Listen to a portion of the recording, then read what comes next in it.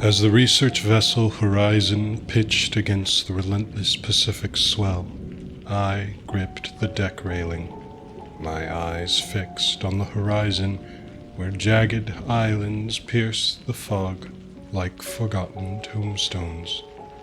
A chill settled in my bones, unrelated to the salt-laced wind. I'm James Mason, and at 35 I've spent more time beneath the waves than most men on dry land.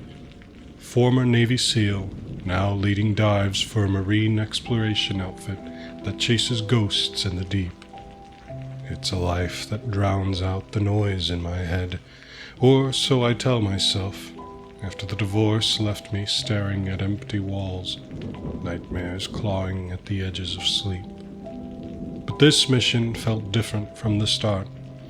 A routine probe into anomalous sonar pings from an uncharted cave system lurking over 1,000 feet down. The kind of signals that hinted at secrets no one's meant to hear. My team assembled below decks, gearing up with the casual efficiency of those who danced with the pressure before. Mia Reyes, our 32-year-old tech whiz, fiddled with her gadgets, her oceanography expertise always one step ahead, though I noticed her hands tremble slightly as the submersible's diagnostics flickered. Jake Harlan, the grizzled 45-year-old veteran, cracked jokes about another day in paradise, his military scars hidden beneath a tough exterior, loyal to a fault, even as his eyes darted like he awaited the other shoe to drop. And Sarah Klein, the 28-year-old rookie fresh from training, bounced on her heels with wide-eyed ambition, eager to prove herself, her enthusiasm masking subtle hesitations in her movements. We bantered over coffee in the mess hall, laughs bouncing off the bulkheads, but beneath it simmered unspoken strains, my pulse racing unbidden, a tide of panic I'd learned to swallow, and Sarah's overeager quips that pushed too hard. Sonar feeds on the bridge revealed the cave entrance, a yawning maw at depth, bathed in faint bioluminescent pulses that shouldn't exist, currents swirling against the charts and scrambling readings like static from a nightmare. Distorted signals crackled through the radio, faint murmurs that might be interference or something else, while shadows flitted at the monitor's edges, vanishing in a blink and stirring dread in my gut that coiled tighter with every descent prep. We suited up and descended in the submersible, the ocean swallowing us as we breached the entrance to the underwater cavern off the coast of Bermuda. Ancient runes etched into the jagged rock walls caught our floodlights, pulsing with an ethereal blue glow like living veins in rhythm with an unseen heartbeat, humming through the hull and drawing us deeper into a vast chamber where the water seemed to breathe, alive with an undercurrent that pressed against the mind like fingers testing for weakness. These carvings had drawn us here, archaeologists and divers chasing rumors of a lost civilization. I'd always been the skeptic, dismissing ghost stories as superstitions from oxygen deprivation. But as the sub's lights pierced the murky depths, illuminating symbols that writhed like serpents, a chill seeped into my bones, unrelated to the frigid water pressing against the hull. Sarah, our geologist, adjusted the controls with steady hands, her face illuminated by the console's dim green glow. "These runes, they're not static. Look at the way they shift." Her voice was calm, but I caught the undercurrent of excitement. Or was it unease? Jake, the ex-military pilot handling navigation, grunted in agreement, his broad shoulders tense under his jumpsuit. Mia, Our linguist, who'd deciphered the initial clues from salvaged artifacts, scribbled notes furiously, her eyes wide behind her glasses. And me. I was just the dive coordinator, the guy who'd lost his brother to a stupid boating accident years ago and buried the guilt under layers of denial and deep-sea expeditions. The submersible, a sleek yellow vessel named the Abyss Crawler, hummed softly as we descended deeper. The outside pressure built steadily, the water shifting from deep blue to utter blackness that swallowed our lights. Without warning, the rune's glow intensified, casting erratic shadows that danced across the cabin. The surrounding water warped, rippling like heat haze on a desert road and distorting the view through the portholes. Suddenly, the pressure gauges spiked, their needles jumping wildly, as if the ocean itself were rebelling. A low, resonant hum filled the cabin, vibrating through the metal frame and into my bones, setting my teeth on edge. It wasn't mechanical. It felt organic, like the groan of a colossal beast awakening from slumber. "What the hell is that?" Sarah muttered, her voice tight, knuckles whitening on the joystick. Before anyone could answer, the cave shifted, like plunging through a membrane. One moment we were in the cold, rational depths of the ocean, governed by physics and pressure gradients I understood. The next, the water twisted into airless voids, illusions of flooded ruins rising around us, defying every law I knew. Towering columns of crumbling stone materialized from the gloom, their surfaces etched with writhing runes, and the submersible pitched as if caught in an invisible current. My heart hammered against my ribs, a frantic drumbeat matching the hum, as disorientation hit like a rogue wave. The Abyss Crawler tumbled through a dream, weightless yet crushed, the world outside blurring into a nightmarish kaleidoscope. Panic clawed at the edges of my mind. I gripped the armrests, forcing myself to breathe steadily, but the cabin air tasted heavy with salt and something fouler. Decay, perhaps, or the rot of long-forgotten graves. Sarah cursed under her breath, wrestling with the controls, while Jake scanned the sonar, his face paling. Mia murmured something in an ancient tongue, her notes forgotten as she stared out the viewport. That's when they came. Spectral shapes slithered from the shadows, twisted manifestations of our own nightmares, as if the chamber had peeled back the layers of our psyches and given form to the darkness within.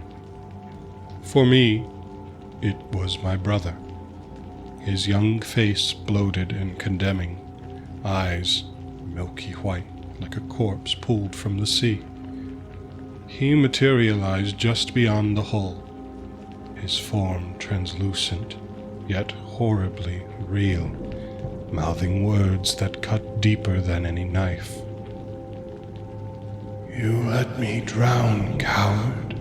His ghostly hands reached through the reinforced glass as if it were mist, fingers brushing my skin with an icy burn. I froze, old guilt crashing over me like a riptide, flooding my mind with memories I'd spent years submerging. The boating accident replayed in flashes, storm-tossed waves, his small hand slipping from mine, the gurgle of water claiming him as I clung to the wreckage. My breaths came in shallow, ragged gasps, my chest tightening as phantom water filled my lungs. I wanted to scream, to deny it, but the entity held me captive, its presence a suffocating weight. Sarah's scream shattered the trance. She clawed at her harness, eyes wild as the sub's walls seemed to collapse, hallucinatory rock trapping her in a crushing vice, her deepest fear of entrapment manifesting. I could see it in her mind's eye, the childhood cave-in she'd survived, buried alive for hours as dirt pressed in until the rescue came. Now it was happening again, the cabin warping into a narrowing tomb, stones grinding against the hole like cracking bones. She thrashed, her nails drawing blood from her arms, babbling incoherently about the weight, the darkness closing in. Jake barked orders, his voice a steady anchor in the chaos. "Stabilize the sub. Get us out." But then the entities lunged, faceless figures mimicking his old unit, the comrades who'd betrayed him in some forgotten war zone, their forms shifting like smoke. They surrounded him, spectral hands dragging him toward a yawning void that opened in the sub's floor, a chasm that shouldn't exist. He fought, muscles straining, but their murmurs carried charges of cowardice, of leaving them behind. With a final gurgling cry that bubbled like a drowning man's, he was pulled under, his body vanishing into the dark as if the sub's deck had swallowed him whole. "Jake!" Mia yelled, lunging forward, but it was too late. The void sealed shut, leaving only a faint ripple in the air and the sound of his scream. Terror gripped us like a vice. We fled, Sarah slamming the throttles to full reverse, the sub lurching back toward the entrance with a groan of protesting metal. Horrors nipped at our heels, spectral tendrils lashing out, brushing the hole with murmurs that seeped into our minds. The runes on the walls flared brighter, as if mocking our retreat, and the hum grew to a deafening roar that drowned out our frantic shouts. We burst through the membrane, the world snapping back to cold reality. But the entities clung like barnacles, their presence a lingering chill that followed us upward through the water column.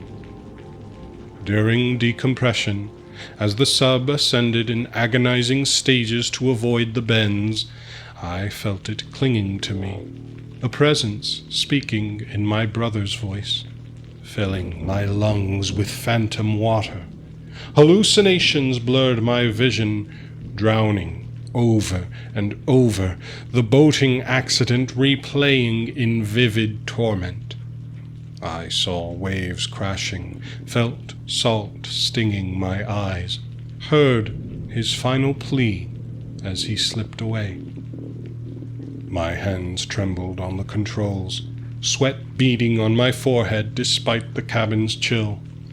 Mia tried to comfort me, her voice soft but strained. "It's not real, James. Fight it." But Sarah was worse, curled in her seat, muttering about walls closing in, her eyes darting to every shadow. We surfaced near the research ship Horizon, a weathered vessel bobbing on choppy Atlantic waves under a stormy sky. The crew hauled us aboard, their faces etched with concern as we stumbled out, pale and shaken. But it didn't stop. Misty shapes seeped from the vents, coiling through the corridors and amplifying our terrors. That first night, I lay in my bunk, the ship creaking with the swell, and I heard my brother's voice calling from the air ducts. "Join me, James. It's cold down here." Sleep brought no relief. Dreams drowned me in endless oceans, my brother's bloated face leering from the depths. Mia dove into the ancient texts we'd salvaged from the chamber's outskirts, crumbling scrolls and stone tablets etched with the same runes. Her hands shook as she pored over them in the dim lab light, the air thick with the musty scent of aged paper and salt. "It's called the Drowned Abyss," she said one evening, her voice hoarse from hours of translation. "A portal where drowned souls trap the living, feeding on fears to anchor themselves to our world. The runes are a seal, but we've cracked it open." Her red-rimmed eyes met mine, reflecting her own fear, helplessness, the terror of inaction, rooted in some unspoken childhood trauma. Sarah grew erratic, possessed by fear, lashing out wildly. She'd pace the decks, ranting about collapsing caves, her once precise movements now jerky and unpredictable. One night, she cornered me in the galley, eyes glazed. "The walls are moving, James. Can't you feel them?" She lunged, fingers like claws, and I subdued her, wrestling her to the ground amid screams of obscenities. Tying her down in the infirmary felt like betrayal, but her raving turned violent, her body convulsing as if buried alive again. "Let me out! It's crushing me!" she'd howl, straining against the restraints until her wrists bled. My nightmares worsened. In the mirror, the entity stared back with my brother's eyes, his features overlaying mine like a grotesque mask. "You'll drown from within," it promised, and I'd wake gasping, coughing up imaginary seawater that left a briny taste in my mouth. The ship became a floating prison of horrors. The crew reported murmurs in the engine room, shadows that moved against the light. Paranoia spread like a virus. Arguments erupted over nothing, eyes suspicious as fears bled into reality. In desperation, we tried bombing the cave, rigging explosives from the ship's stores and deploying them with a remote sub. But the blasts only cracked the seal wider. Shockwaves reverberating through the water like thunder. Entities surged toward nearby islands. Radio reports flooding in. Fishermen vanishing. Villages tormented by nightmares of drowning. Skeptical authorities quarantined us aboard the Horizon, their disdainful voices crackling over comms. "Hallucinations from nitrogen narcosis. Stay put until we investigate." But we unraveled. Isolation gnawed at us. Mia withdrew into her texts, murmuring incantations like prayers, while I paced the decks, haunted by the entity's constant calls. Sarah's condition deteriorated. She stared at the walls, convinced they were caving in, her screams ringing through the night. Desperation peaked when Sarah succumbed. She broke free from her restraints one stormy evening, the ship pitching wildly in the gale. I found her in the lab, attacking Mia in a frenzy, hands around her throat, eyes wild with terror. "You're trapping all of us. Me. All of you," she shrieked, foam flecking her lips. Mia gasped for air, her nails scraping futilely at Sarah's arms. I tackled Sarah, pinning her down amid scattered papers and shattered glass, her strength unnatural, fueled by the entity within. Locking her away in a storage hold was a mercy, but her muffled cries haunted us. "The rocks, they're coming down." With no other choice, Mia assembled a ritual from the texts, incantations in a guttural, forgotten language, paired with a sonic device she jury-rigged from the ship's hydrophones, tuned to shatter the initial hum. "We have to go back," she said, her voice trembling yet resolute. "Seal it from the heart." Clinging to this fragile hope, we plunged back into the depths aboard the Abyss Crawler, just the two of us, its light slicing through the darkening water like knives. Spectres hounded us from the moment we submerged, shadowy forms darting at the edges of our vision, murmurs infiltrating the comms, my brother's pleas, Mia's fears of paralysis manifesting as invisible chains binding her limbs. The descent was a gauntlet of terror. The runes reappeared, glowing malevolently, and the hum returned louder, vibrating the hole until my teeth ached. Illusions assaulted us, flooded ruins twisting into labyrinths, water defying gravity to form drowning pools in midair. Mia chanted the incantations, her voice steady at first, but cracking as her entity emerged. A formless void that sapped her will, leaving her slumped in her seat, murmuring, I can't move." At the heart of the vortex, in the chamber's core where the membrane was thinnest, my brother's form loomed as a colossal specter, blocking our path. His bloated face filled the viewport, eyes condemning, forcing me to relive the accident in excruciating detail. I saw the boat capsizing, felt the icy water, heard his cries as I hesitated, too scared to dive after him. "Accept it," the entity boomed, its voice a tidal wave in my mind. "You let me die." Guilt crushed me, tears mixing into sweat, but I clung to the ritual and activated the sonic device. A piercing tone cut through the hum, the runes flickering in protest. Mia faltered then, her helplessness entirely overwhelming her. It wrapped around her like tendrils, paralyzing her just as we needed to intone the final seal. She slumped, eyes pleading. "James, help!" The portal churned, entities surging towards us. The sub buckling under the pressure. I had to choose.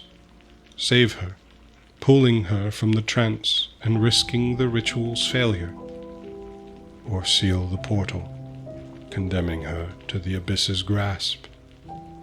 The decision tore at me like the currents outside. My brother's specter laughed with a bubbling, drowned sound as the chamber trembled. With a roar of defiance, I reached for Mia, shaking her shoulders and breaking the entity's hold just enough for her to gasp the final incantation. Together, we activated the sonic pulse, the device wailing like a banshee. The runes flared one last time, then dimmed as the membrane sealed with a thunderous crack. The specters recoiled, my brother's form dissolving into mist, his calls fading to silence. But the cost was etched in Mia's haunted eyes as we ascended, the sub limping back to the surface. Sarah's fate hung over us like a shroud, and though the portal closed, fragments of the drowned abyss lingered in our minds, eternal reminders that some depths should never be disturbed. Months later, I stood on the porch of my inland cabin, far from the Pacific's unforgiving swells, watching rain lash against the windows like accusations from the deep.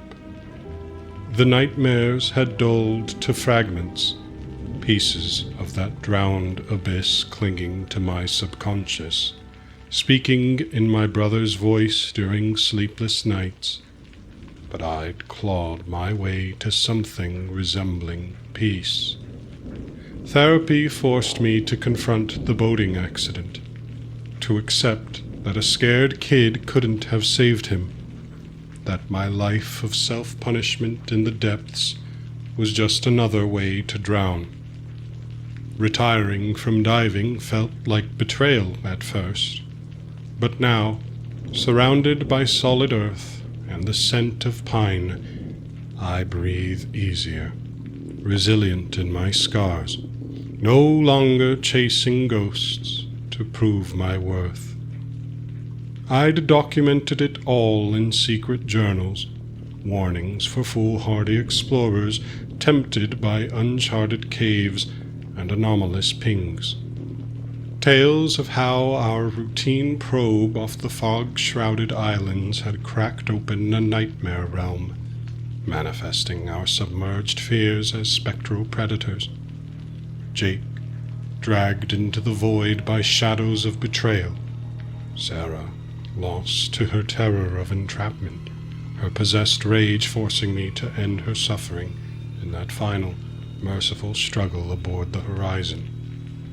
And Mia, overwhelmed by helplessness at the vortex's heart, her eyes pleading as I chose the ritual over rescue, intoning the ancient words alone while her form dissolved into the churning dark. I descended solo, the submersible groaning under collapsing caves, the portal sealing with a cataclysmic implosion that silenced the hum forever. Authorities called it a tragic mishap, equipment failure, nitrogen narcosis. But I knew the truth. We'd disturbed a boundary never meant to be breached, and though I'd closed it, survivors' guilt lingered like salt in a wound. As the storm intensified, thunder rumbling like distant sonar pings, I stepped out into the downpour, rain mingling with the tears I no longer fought. In the rippling puddle at my feet, a faint but unmistakable spectral shadow twisted in the reflection, milky eyes staring back, hinting that the drowned abyss might yet seep through the cracks. Some fears, I realized, could never be fully submerged. They waited, patient as the tide, for the next storm to pull us under.